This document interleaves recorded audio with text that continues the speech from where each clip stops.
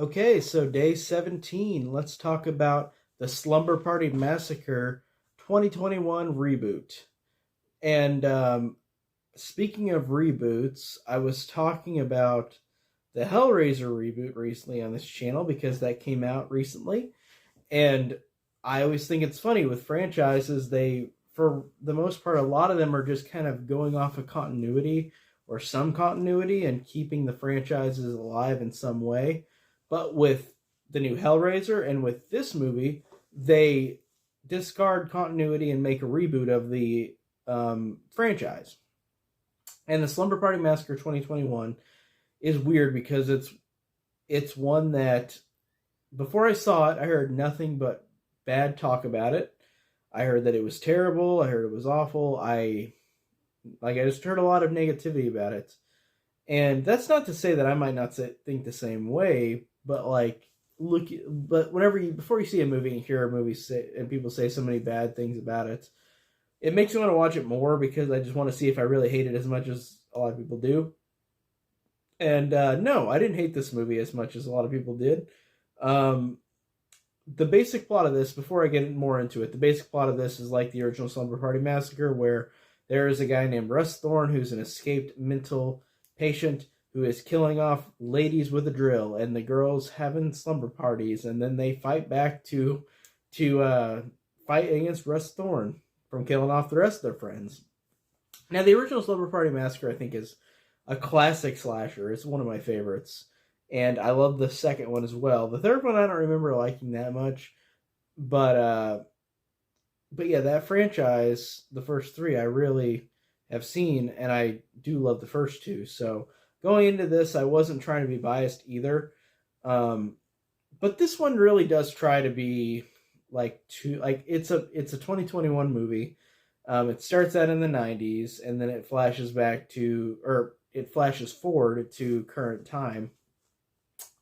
And it's really weird because this one starts out like the original Slumber Party Massacre for the most part, where he's just going around getting people. And then, without spoiling it, the movie after an hour, it feels like the movie should have ended at the hour mark. And then randomly the movie keeps going. And I'm not going to explain why, because you really should see this to understand what I'm talking about, because this movie literally should have ended. It should have been an hour-long movie, but they didn't want to do that, so they made it an hour and a half just to pad the runtime, or an hour and 20 minutes.